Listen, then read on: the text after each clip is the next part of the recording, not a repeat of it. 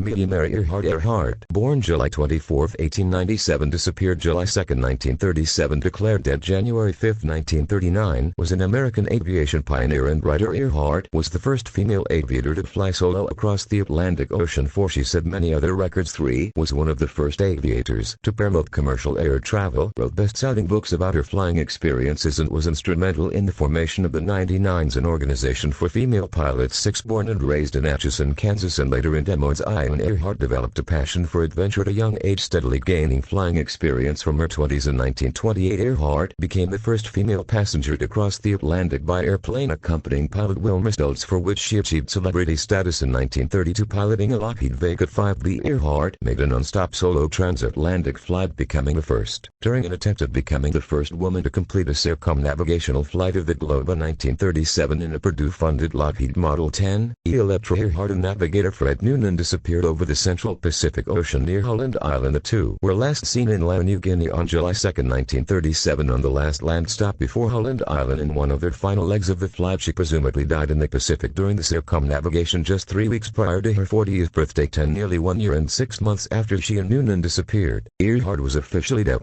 She emerged from the broken wooden box that had served as a sled with a bruised lip, torn dress, and a sensation of exhilaration. She exclaimed low pitch, "It's just like flying." 15 education sisters Amelia and Muriel, who went by her middle name from her teens on, remained with their grandparents in Atchison while their parents moved into new, smaller quarters in Des Moines. During this period, the Earhart girls received homeschooling from their mother and governess. Amelia later recounted that she was exceedingly fond of reading 27 and spent countless hours in the large family library. In 1909, when the family was finally reunited in Des Moines, the Earhart children were enrolled in public school for the first time, and Amelia, 12, entered 7th grade. Education sisters Amelia and Muriel, who went by her middle name from her teens on, remained with their grandparents in Atchison while their parents moved into new, smaller quarters in Des Moines. During this period, the Earhart girls received homeschooling from their mother and governess. Amelia later recounted that she was exceedingly fond of reading 27 and spent countless hours in the large family library. In 1909, when the family was finally reunited in Des Moines, the Earhart children were enrolled in public school for the first time, and Amelia, 12, entered 7th grade. The girl in brown who walks alone, 30, Earhart graduated from Chicago's Hyde Park High School in 1916.31. Throughout her troubled childhood, she had continued to aspire to a future career. She kept a scrapbook of newspaper clippings about successful women in predominantly male-oriented fields, including film direction and production, law, advertising, management, and mechanical engineering. 22, she began junior college at Oakland School in Reedle, Pennsylvania, but did not complete her program. 32, during Christmas vacation in 1917, Earhart visited her sister in Toronto. World War I had been raging, and Earhart saw the returning wounded soldiers. After receiving training as a nurse's aide from the Red Cross, she began work with the voluntary detachment at Spadina Military Hospital. Her duties included preparing food in the kitchen for patients with special diets and handing out prescribed medication in the hospital's dispensary. 34-35 there, Earhart heard stories from military pilots and developed an interest in flying. 36-37 Spanish flu pandemic of 1918. When the 1918 Spanish flu pandemic reached Toronto, Earhart was engaged in arduous nursing duties that included night shifts at the Spadina Military Hospital. 38-39 She became a patient herself, experiencing pneumonia and maxillary sinusitis. On December 28, 1920, Earhart and her father attended an aerial meet 51 at Doherty Field in Long Beach, California. She asked her father, Edwin, to ask about passenger flights and flying lessons. 43 She was booked for a passenger flight the following day at Emory Rogers Field, at the corner 52 of Wilshire Boulevard and Fairfax Avenue. 43 The cost was $10 for a 10-minute flight with Frank Hawks, who later gained fame as an air racer. Hawks gave her a ride that would forever change Earhart's life. By the time I had got 2 or 300 feet 60 to 90 m off the ground, she said, I knew I had to fly. 53 The next month, Earhart recruited Tio Snook to be her flying instructor. The initial contract was for 12 hours of instruction, for $500. On October 22, 1922, Earhart flew the Airster to an altitude of 14,000 feet 4,300 m, setting a world record for female pilot. Citation needed. On May 16, 1923, Earhart became the 16th woman in the United States to be issued a pilot's license. Pound 6017.56 by the Fédération Aéronautique Internationale. The FAI. 57 Aviation career and marriage. Financial crisis. Throughout the early 1920s, following a disastrous investment in a failed gypsum mine, Earhart Earhart's inheritance from her grandmother, which was now administered by her mother, steadily diminished until it was exhausted. Consequently, with no immediate prospects for recouping our investment in flying, Earhart sold the Canary as well as a second Kinder and bought a yellow Kissel Goldbug Speedster two-seat automobile, which she named the Yellow Peril. Transatlantic flight in 1928. After Charles Lindbergh's solo flight across the Atlantic in 1927, Amy Guest, 1873 to 1959, expressed interest in being the first woman to fly or be flown across the Atlantic Ocean. After deciding that the trip was too perilous for her to undertake, she offered to sponsor the project, suggesting that they find another girl with the right image. While at work one afternoon in April 1928, Earhart got a phone call from Captain Hilton H. Rayleigh, who asked her, "Would you like to fly the Atlantic?" The project coordinators, including book publisher and publicist George P. Putnam, interviewed Earhart and asked her to accompany pilot Wilmer Stultz and co-pilot/mechanic Louis Gordon on the flight, nominally as a passenger, but with the added duty of keeping the flight log. The team departed from Trepassey Harbor, Newfoundland, in a Fokker F-3M named Friendship on June 17, 1928, landing at PWLL near Buryport, South Wales, exactly 20 hours and 40 minutes later. 64. There is a commemorative blue plaque at the side. 65. Since most of the flight was on instruments and Earhart had no training for this type of flying, she did not pilot the aircraft.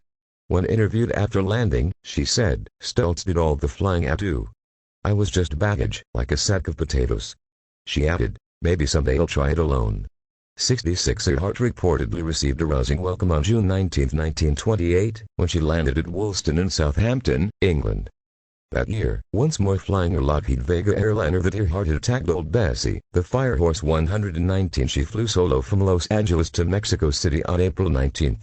The next record attempt was a non-stop flight from Mexico City to New York. Setting off on May 8, her flight was uneventful, although the large crowds that greeted her at Newark, New Jersey, were a concern. 120, because she had to be careful not to taxi into the throng. Earhart again participated in long-distance air racing, placing 5th in the 1,935 Bendix Trophy race, the best result she could manage, because her stock Lockheed Vega, which topped out at 195 mph, 314 km per hour, was outclassed by purpose-built air racers that reached more than 300 mph, 480 km per hour.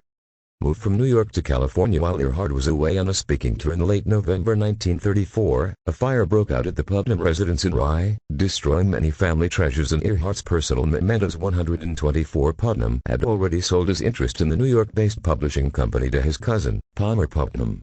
Following the fire, the couple decided to move to the West Coast, where Putnam took up his new position as head of the editorial board of Paramount Pictures in North Hollywood. 125. While speaking in California in late 1934, Earhart had contacted Hollywood stunt pilot Paul Mans in order to improve her flying, focusing especially on long-distance flying in her Vega, and wanted to move closer to him.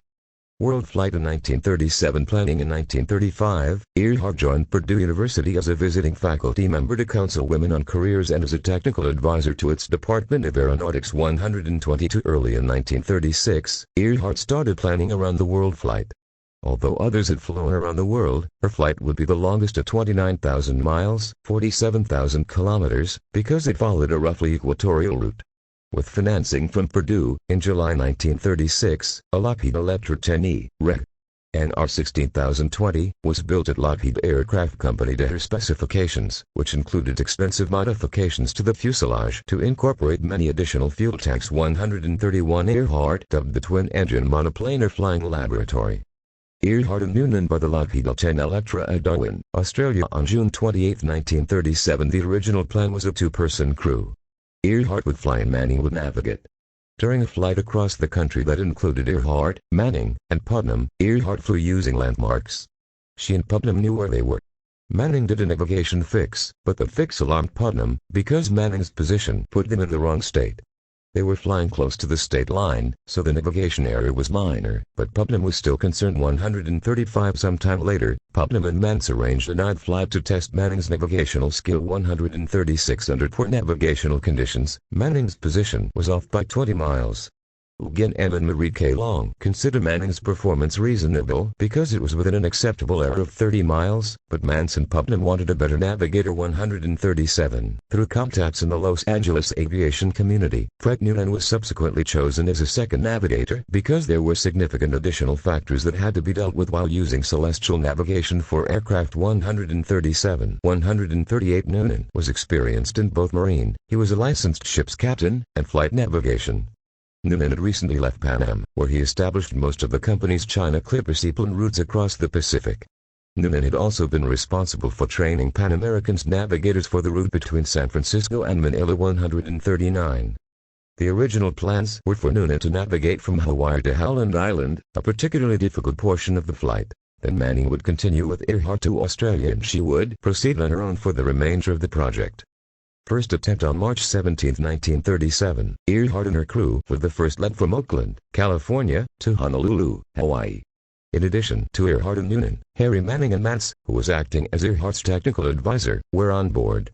Due to lubrication and gulling problems with the propeller hub's variable pitch mechanisms, the aircraft needed servicing in Hawaii. Ultimately, the Electra ended up at the United States Navy's Luke Field on Ford Island in Pearl Harbor. The flight resumed 3 days later from Luke Field with Earhart, Noonan and Manning on board.